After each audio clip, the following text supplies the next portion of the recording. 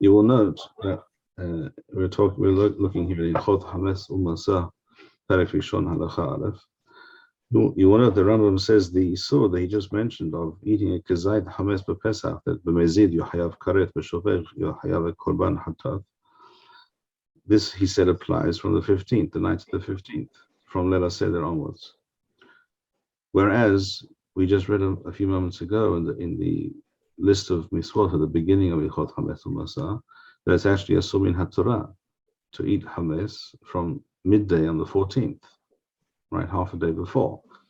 So it's a so to eat Chametz on the 14th from midday onwards, min haTorah, yes, but the isur of the severity of kareth, etc., only applies from the beginning of Chametz, from the beginning of the night of the 15th. This is based on the Pesukim. The Pasuk states, just a moment, and I'll read it to you.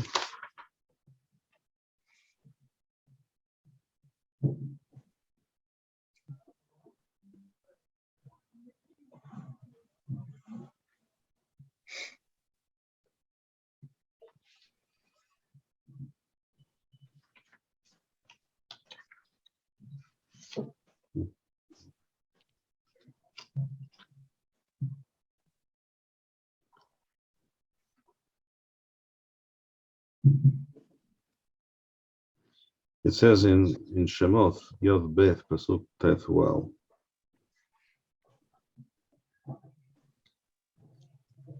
Shivat Yomim, Masot Tochelo, you will eat Masot for 7 days. Ach, Bayom Harishon, which refers to the 14th.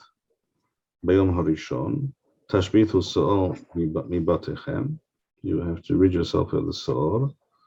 Kichol Ochel Hames Wenichreta Hanefesh Ahim Yisrael Miyom Harishon Ad Yom HaShvi'i. Here, the Yom Harishon to the Yom HaShvi'i refers to the 7 days of Hagamasot, as the next pasuk continues. Uyom Harishon Mikra Kodesh, Uyom HaShvi'i Mikra Kodesh. All right, so there's that distinction.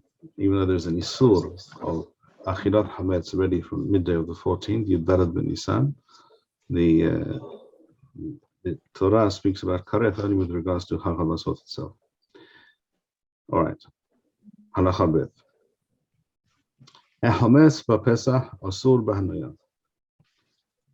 We are forbidden not only to eat Hametz during Pesach, but also to benefit from it in any way.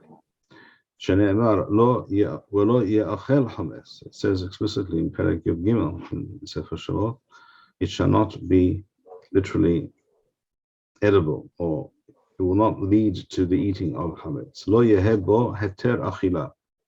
In other words, if you have Chametz, shall we say, which, let's say you sell it to a non-Jew during Pesach, or even on the day of the second half of the 14th of Yud Daled Ben Nisan. If you sell that with that money you can now purchase food, for example, correct? So that Hametz led to some form of benefit of Hanaya for you, for the person who sold that Hametz. That we are not allowed to do either with regards to Hametz. The Isur Hanaya does not exist with regards to many things in the Torah, only a few things. One of them is Hametz b'Pesach, another is Basar b'Halav, for example, meat that was cooked with milk, cooked together. That meat may not be benefited from, so you cannot sell that to a non-Jew. You can give it away, but you cannot sell it. You also cannot eat it, of course. And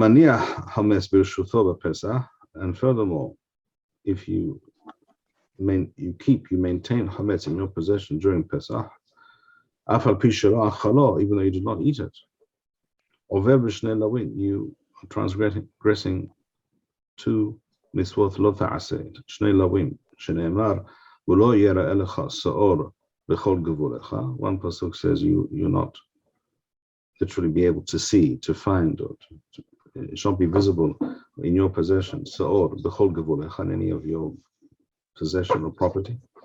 ונאמר, שאור לא יימצא בבתיכם. And so it says, lo yira'eh and lo yimaseh, two pesukim. V'isur hametz, v'isur has-sa'or shebo mehammesim, and the isur of having in your possession either hametz, which is made from sa'or, or the sa'or with which you make the hametz, with which you cause the dough to ferment. The hadhu is the same. In other words, there's no difference between sa'or and hametz, except for the fact that sa'or is not, sourdough is not eaten by people. I mean, it's not inedible. I mean, it's not going to kill you, but it's not poisonous, but it's not normally eaten. It's not tasty, and it's not designed for human consumption. But so sa'or, the Torah doesn't speak about eating sa'or, it speaks about not having sa'or in your possession. But equally, you're not allowed to have hametz in your possession, which is the bread made from the sa'or.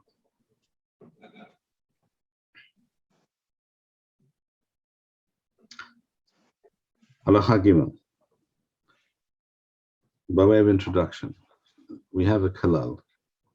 The kalal is that in order to be liable for malkuyot, for being flogged, for having transgressed the mitzvot lo ta'aseh the Torah, a person has to do an actual ma'aseh, has to take some physical action. But if you transgress by just sitting in your armchair doing nothing, you have not actually done any ma'aseh. You just refrained from doing something that you should have done, but you didn't actually do anything. You just allowed something to happen.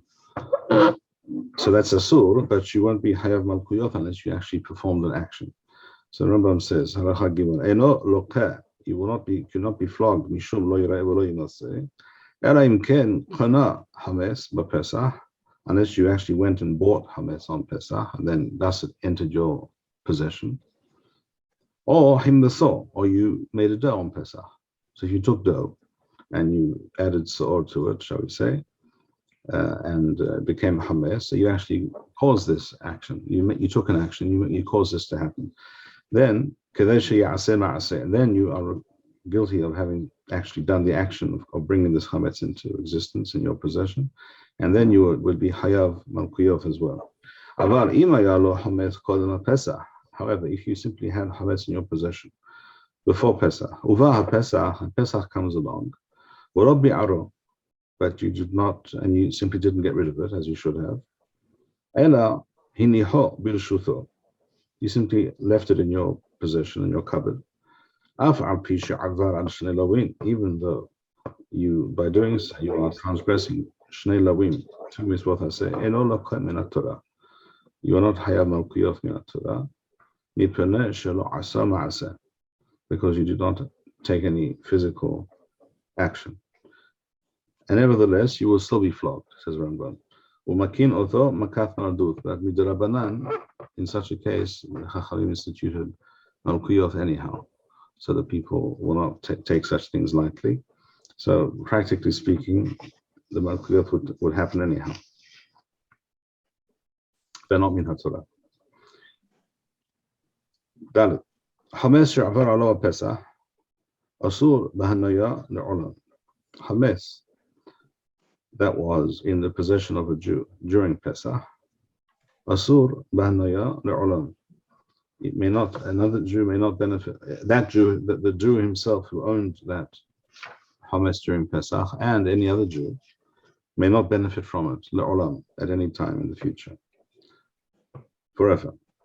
With a varze kanas, and this is a fine midivre soferim. In other words, there is no basis for this in the Torah. It doesn't say in the Torah that if you maintain hametz in your possession during a Pesach, that you may not benefit from it later, or that some other Jew may not benefit from it.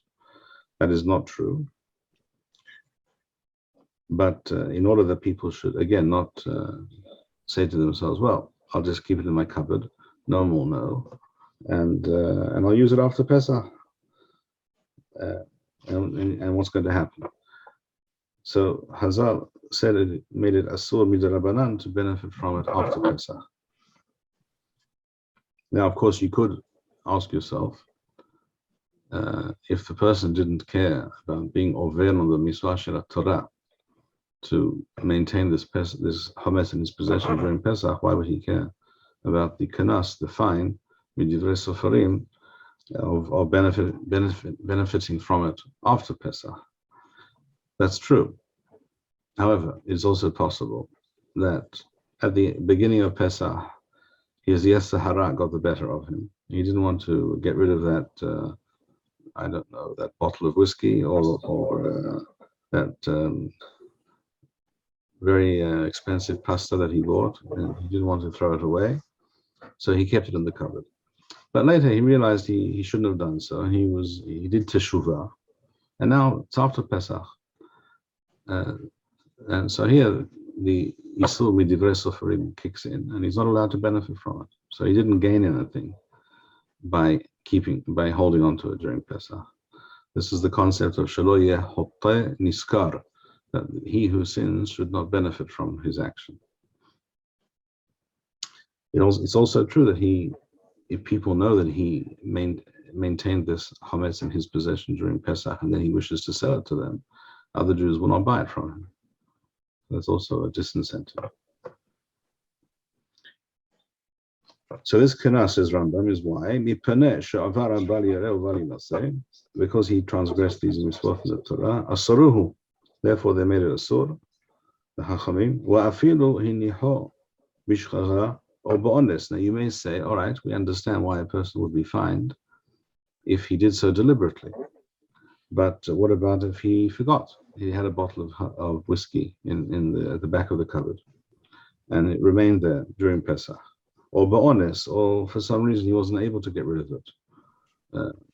Let's say he was injured and he was in hospital during Pesach. He wasn't at home and he couldn't get rid of what was in his cupboard. So you may think that he would not be hayav. He would not be liable for this kanas, for this fine, and he would be able to benefit from that Chametz after Pesach.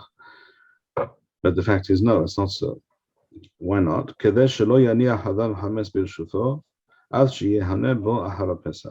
all to prevent any situation where a person may leave Chametz in his possession, and in order to, or either that in order to, that would be b'mezid if he did it deliberately, or that even b'shocher, because of his negligence, because he is supposed to check his property to see if there's any Chametz anywhere, correct? So if he didn't check thoroughly, so he was negligent. And then he, again, shouldn't benefit from his negligence after Pesach. So any Chametz that was in the possession of a Jew during Pesach may not be benefited from by any Jew after Pesach. Here I will mention what I believe is generally considered a hidush, that many people you will not hear this, I think, from other people perhaps, and that is, let's say a supermarket belongs to a Jew, and they have pasta on the shelf. So may you purchase, this is a practical question. Even in the United States, it might be a practical question sometimes. If a supermarket chain belongs to a Jew or something like that, a Jewish company, or a Jew is a major shareholder, I don't know, all sorts of situations of that sort. And certainly in Israel, it's a question. So you have a supermarket, shall we say, which sells Chametz after Pesach, even if it didn't sell it during Pesach. May you purchase that Chametz after Pesach from this store? So first of all, stores usually, and generally people tend to engage in what's called a mechirat Chametz, a sale of Chametz, which I'm not very comfortable with, shall we say? Not at all. And there are many other people who are also not comfortable with it, particularly not with regards to Chametz Gamur, real Chametz, like bread, pasta, crackers. We're not selling Chametz. Sorry? We're not selling Chametz. We sell some your shiurim on that. Right. And it's right. And Okay, the Rambam is pretty obvious. right, Machon, correct. So how can you buy a bottle of beer from this store after Pesach or a packet of pasta? Because bread doesn't sit around usually on a shelf for 10 days or something. So it seems to me that if it belonged to a Jew, it's Vaday Asur. But if it belongs to a legal entity known as a store, as a business, as a corporation and a company limited, then that is not considered in the possession of a Jew. That is in the possession of the company, which is a legal entity, a separate legal entity. That's exactly the idea of a limited company, that the liability is also limited, right? So if the store goes bankrupt, the debtors cannot come to the home of the person who used to own that supermarket and impound his car, his personal car, or force him to sell his house to pay off the debt or something. Why? Because the debts of that business or that chain of supermarkets, shall we say, is not a personal debt. It's a commercial debt, and it is that business that owed the money, not the individual as a person. The Jew did not owe the money; the company owed the money. Now, a company is not Jewish. A company doesn't have to put on tefillin, and a company doesn't have to eat masa, b'leil seder, and a company does not have to be notel lulav on Sukkot, etc. A Jew has to do these things. A company is not a Jew, neither is it a non-Jew. It's a legal construct. And I think that legal construct has validity and standing halachically. That seemed to me the correct approach. This also, by the way, is what I say with regards to banking. If a bank, which is what the case with all banks, if a bank is a legal entity separate from the individual who may own the bank or be a major shareholder, then such a bank is allowed to lend money with it for interest. That's its purpose. That's the purpose of a bank. It sells money, basically. They sell money, and you pay them for money. They give you money. They sell you a product. The product is money. Let's say you want to buy a house, and so you need a mortgage. So they sell you essentially money, and you pay them for it, and you pay them more than it costs them, of course, and that's called interest, and that's their business. It's not a Jew who's selling you the money or lending you the money. It's a legal entity called a bank that is doing so. We won't go into all the ins and outs of lending and interest right now, but that the same principle I think applies. How do you deal with families, or there are a lot of religious Jews that sell their chametz, right? Chametz kamur. Like if you know for certainty, like there's certain areas in the Berkeley area that families are religious, they'll sell their chametz, even their chametz kamur. What do we do in such a case? Do we cannot eat at their house? How does it work? What are the limitations? I'm not sure I understand the question. There's a Jewish family that sells chametz before Pesach. Okay, so what's the question? Can you eat in their home after Pesach? Yeah. For instance, what if we're not talking about bread? So what are we talking about? Pasta? Or even alcohols. Alcohol. Okay. Well, I think it's definitely it's better. It's better not to do so, but definitely better not to partake of such chametz.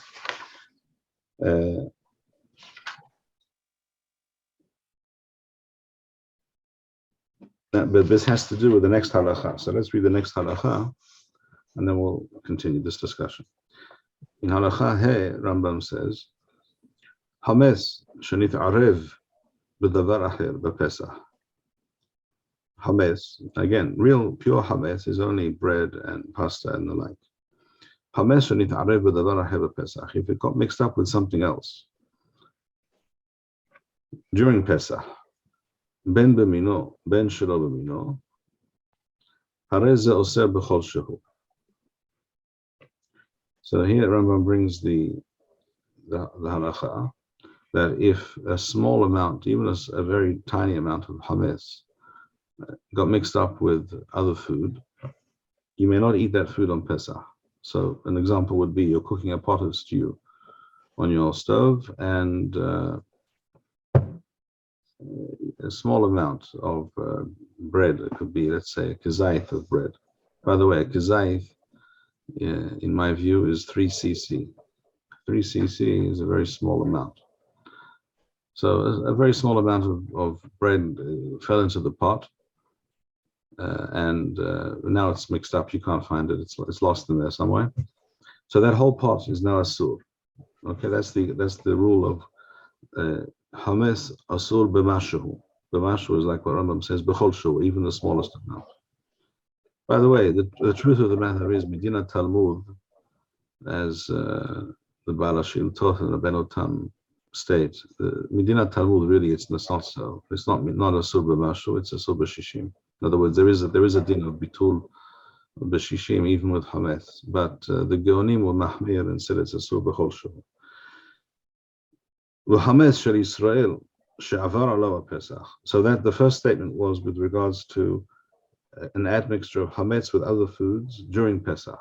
So any food where there's a hashash that there's any hametz, even a small amount, a very small amount in this food that's placed in front of you on Pesach, that whole dish, that whole food substance is asur. And you cannot benefit from it either because there's hametz in there, so you have to toss it out. Well, hametz shel Yisrael she'avar alav Pesach. Now, any hametz that belonged to a Jew and it was in the Jew's possession during Pesach, which we said is asur. Afal pishu asur b'hanaya, even though it is asur b'hanaya, you are not allowed to benefit from it.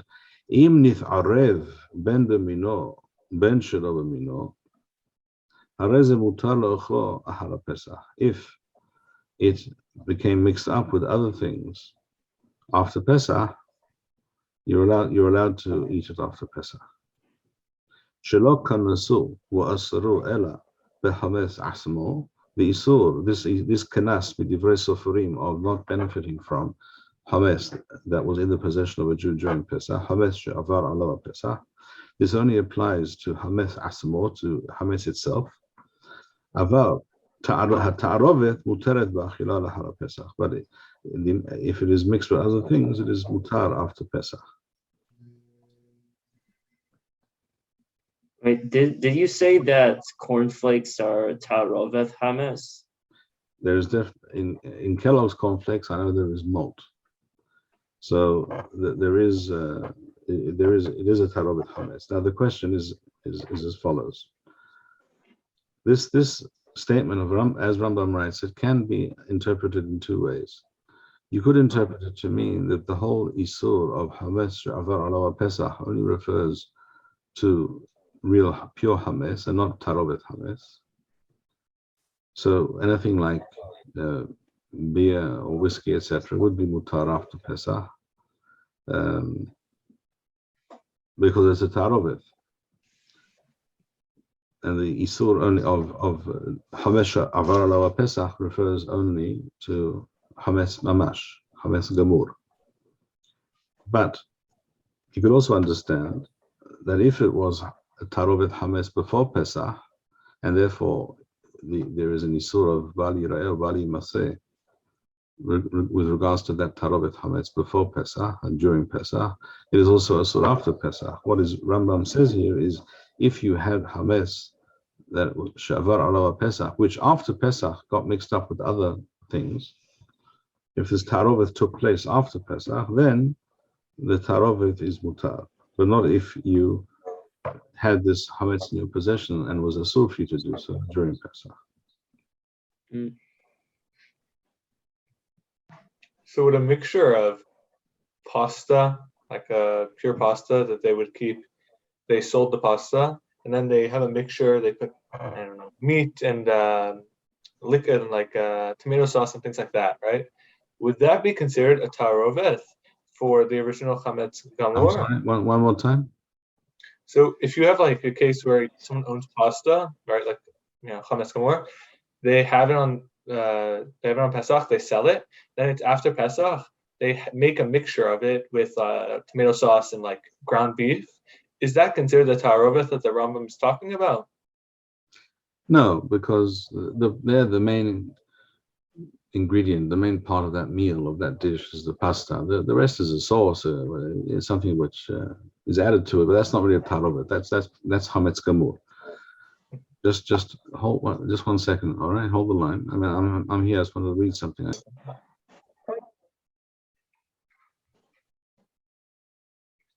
Rav, you're still muted. Thank you. Very well. So let us return to what we were saying. So here in Perek Aleph Halacha Hey, Rambam said, Chametz shnit'arev b'davar acher. The question is whether to place a comma after the word acher. In other words, we're talking about chametz that was mixed with other substances, and now b'Pesach ben b'mino ben shelo b'mino harez oser b'chol shehu. Such an admixture during Pesach is a sort. We cannot eat such a thing on Pesach. Or do we read it? Chametz shenit'arev b'davar acher b'Pesach. That chametz that was mixed with something else during Pesach, ben b'mino, ben shelo b'mino, whether it's another type of food. What's mino would mean, shall we say, some kind of baked product made of, shall we say, wheat, which is chametz, with another baked product, which is also made of wheat, which is not chametz, right? It could be something else. It could be, let's say, matzah and, let's say, breadcrumbs and matzah meal that were mixed together. Okay, so the matzah meal is kasher, Pesach. The breadcrumbs are not. And then now they're mixed together. Does it make a difference if this admixture took place during Pesach or not? That's one question. That's one point. But anyhow, any admixture of chametz with anything else is asur b'Pesach b'chol shehu. Rambam also discusses this in Hilchot Ma'achalot Asurot Perek Tethwel. You can look at that later. Perek Tethwel, chapter 15. Hilchot Ma'achalot Asurot Halacha Teth. Rambam discusses this. Rambam goes on to say here in Halacha Hey, wa chametz shel Yisrael she'avar alo haPesach. Now chametz means pure chametz. Afal pishu hu asur b'hanaya, even though it's asur b'hanaya after Pesach. Im nit'arev ben b'mino ben shelo b'mino, if it is mixed with other things, whether it's mino or no mino, again, whether it's something similar or something different. In other words, an example of chametz, we said the mino would be some kind of wheat product which is chametz mixed with the wheat product which is not chametz. Shelo b'mino would mean, shall we say, a wheat product that is chametz, which got mixed up with a rice product, shall we say. So you have rice crackers, and you have also these kinds of crackers made of other grains, correct? So you may have wheat and barley crackers, which were crumbled up, and they got mixed up with crumbled up rice crackers, which are not chametz. This may be eaten after Pesach. The knas only applies to chametz mamash and not to tarovet chametz. So it says Rambam. Now there are those, again, there are those who say what we should understand from this is that if chametz she'avar alo Pesach, even though it's tarovet chametz, in other words, it doesn't apply only to pure chametz. Even tarovet chametz was in the possession, which was not allowed to be in the possession of a Jew during Pesach, but was nevertheless maintained in a Jew's possession during Pesach, may not be consumed after Pesach because the person was over the isur of bali yira'eh, bali maseh, by keeping it in their possession during Pesach. Moriya Rav Gafe Zatzal was of the opinion that the way to understand what the Rambam says here is that there's knas of Chametz Shavar Alav Pesach applies only to Chametz Gamur, but not to Tarovet Chametz at all. Which means that things like beer and whiskey, etc., which are Tarovet Chametz, would not be Asur after Pesach Klal. Correct? Now, it is possible to bring some proof for this understanding. If you look in Perek Dalet, in Hilchot Chametz Umatzah, Perek Dalet Halacha Yod Bet, the end of the Perek. Here the Rambam is talking about admixtures of Chametz, both the kind that are not edible at all, such as glue or other substances which have wheat in them, they have flour in them, but they're not edible, or certain things which they are edible, or at least some people eat them, they're not inedible. Rambam says here as follows: Davar shenit arev bo chametz, something which has in it chametz, but it's not a foodstuff that people eat normally at all. One example might be if you had, I think you can find something like, we can discuss something like shampoo which has wheat germ in it. There is such thing, right? Wheat germ shampoo or something like that. That's obviously not edible. No one drinks wheat germ shampoo. There may be actual chametz in there, but that's what Rambam says. Enoma achal adam kalal. It's not a food at all that human beings eat. Or she'enoma achal kol adam, or something which many people wouldn't eat it, and some people would eat it. Kiron hatiryak uchayotze bo. Tiryak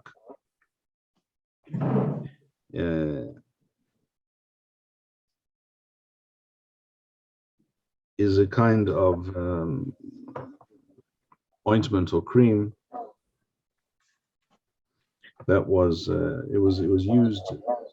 Rambam discusses it in his medical writings. It was something used as an antidote to snake bite, to snake poison, and the like. All right, and they would mix flour into this concoction. So there is chametz in this, and in fact, and it's got other herbs and what have you in it. So it's not inedible.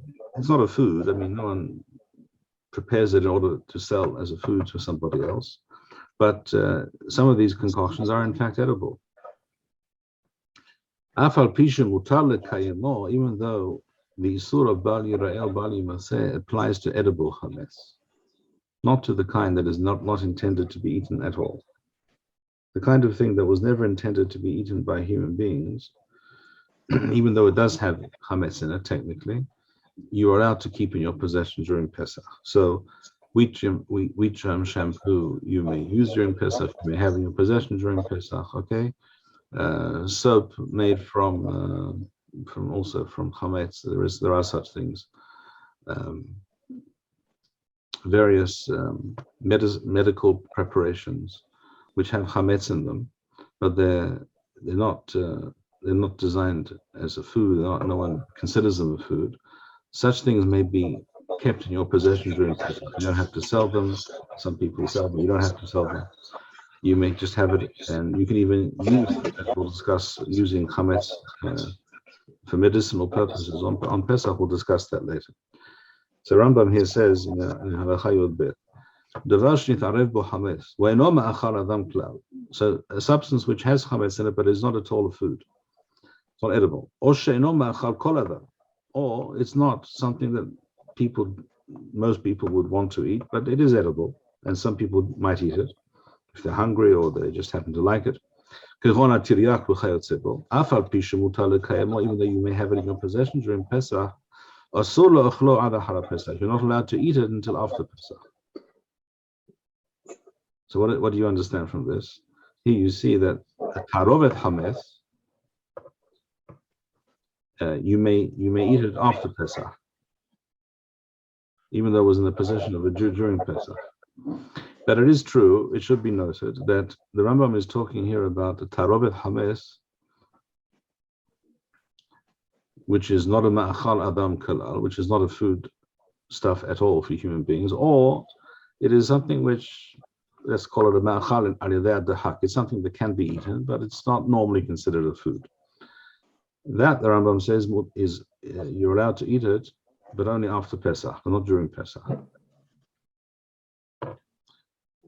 Does the same apply to something which is intended all along to be consumed by human beings, such as beer, which is a tarovet chametz, or whiskey, or something of that sort? That's the question. So Moriya Rav Gafe Hazatzal was of the opinion that the whole kanas does not apply to tarovet chametz bichlal. Most chachamim understand that it does apply to things like beer and whiskey, and that this halacha here at the end of Perek Dalet is only speaking about things that are not normally eaten. Okay, so that's a further reason, at least, to be more mekel after Pesach when it comes to things like beer and whiskey and the like. This doesn't help you with things which are hametz gamur, like pasta, but things which are tarovet hametz is a further reason to be mekel. All right, let's stop here for today. If you had some questions, let's address those briefly. Quick question. I have a retainer. I don't know if you want to see it. It's part metal and I would say hardened plastic. I'm not drinking anything that would be boiling or cooking with it. What would be sufficient in order to make it kosher l'Pesach? I don't know if that's the right word to use. Permissible to be used on Pesach. I don't think you have to do anything to as it were, make it kosher l'Pesach. What are we talking about exactly? Some kind of a crown or a cap on the tooth made of You want me to, for your viewing pleasure, it's a... Wait, turn the background off because it's blurring it out. Background's a little bit messy. Is that seeable? Okay, yeah, I see something, yes. Yeah, so this is a type of hardened plastic, and then the outer layer, I would presume, is some sort of stainless steel. Right, okay. That provides Right. defense against erosion. And do You don't eat with... are you able to how do you clean it in some ways occasionally? You boil it? Do you wash it? You brush it and you just wash it in the morning. The same with your brushing procedure. Okay. Look, first of all, the stainless steel part shouldn't concern us at all, because the truth of the matter is stainless steel doesn't really absorb it. So it's not, I don't think it's a problem. And as for the plastic, it's also we're talking. You don't eat or you do not consume foods that are boiling. You cannot. It's not. I wouldn't recommend it anyway. And whatever, anything that you may consume that is hot. First of all, what kind of thing that might you consume that's very hot, that's really chametz? I don't know. Second of all, such a plastic, whether it really absorbs anything, I would say is very questionable, very dubious. And by cleaning it with toothpaste and the like, and giving it a good cleaning and brushing and pouring some, I don't suppose you can pour boiling water over it, but fairly warm water you could pour over it to clean it thoroughly. I think that's perfectly sufficient. You don't have to do more than that. Perfect, thank you. So, should I ask the Play-Doh question? I believe you mentioned that Play-Doh, it can be kept, but should be put away. What? Play-Doh? Play-Doh, yes, that's correct. Play-Doh is precisely one of those things that Rambam discusses at the end of Perek Dalet.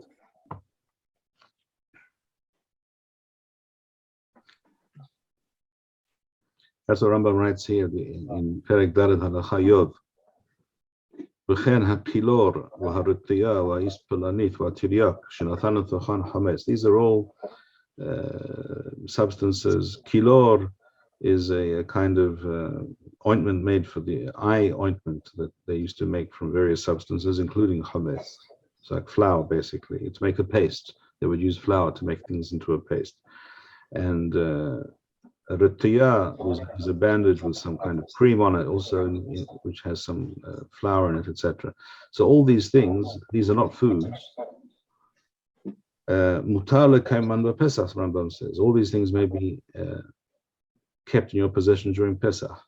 Sharei nifsada surat Chametz, because the Chametz aspect of it is no longer relevant from a food point of view. It's not ingestible. No one eats Play-Doh. I mean, it's not poisonous. It's not going to kill you, but it's not very healthy either. It has mineral oil in it. It has various things in it. No one would recommend it as a food. If a child eats a tiny amount, it's not going to do anything terrible to them, but it's certainly not a food. So you're allowed to have such Play-Doh, etc., such substances during Pesach. You don't have to sell them. You don't have to do anything with them.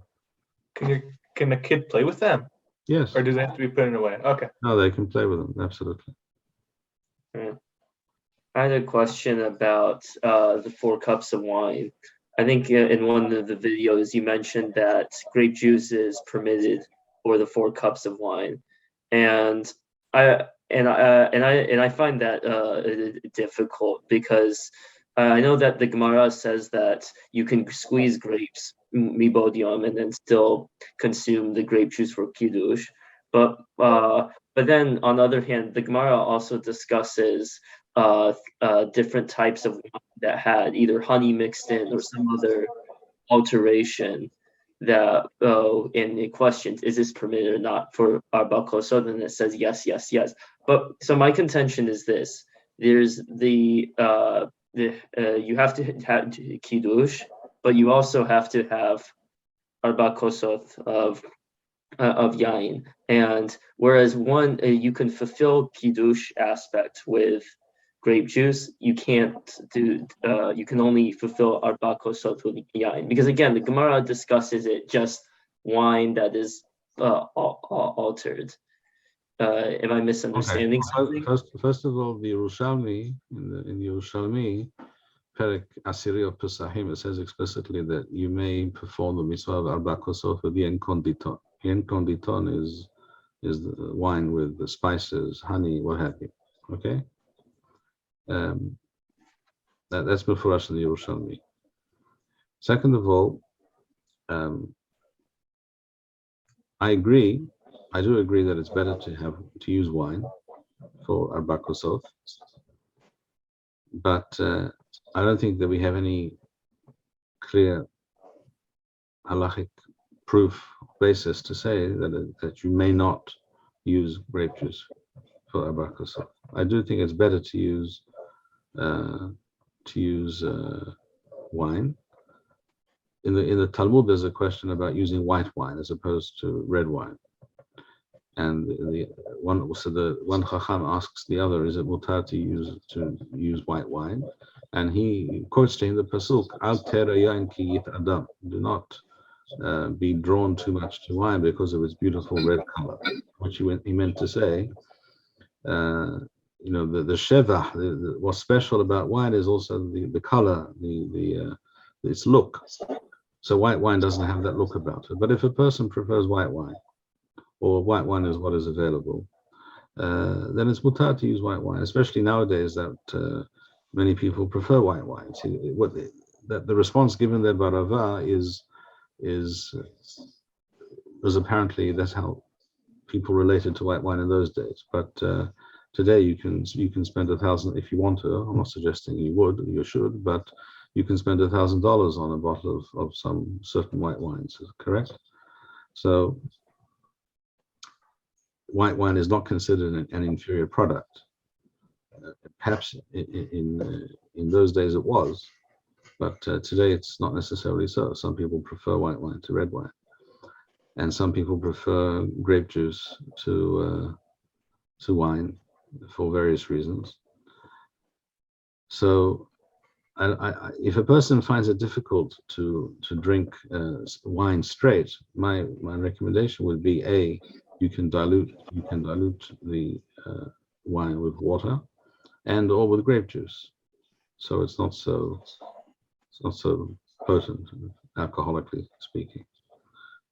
But I do agree that wine has a greater hashivut than grape juice, and therefore it is to be preferred. Thank you, Rabbi Bar-Hayim. We would like to encourage our viewers to share these videos with friends and send in your responses. We would also like to suggest the following opportunity to our viewers.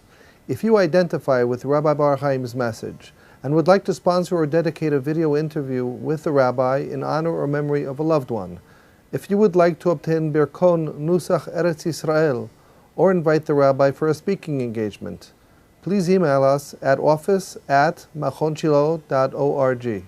If you are inspired by Rabbi Bar-Hayim's message and would like to get involved in Torah Eretz Yisrael activities in your local area, please fill out the relevant form by going to the link which appears on the screen.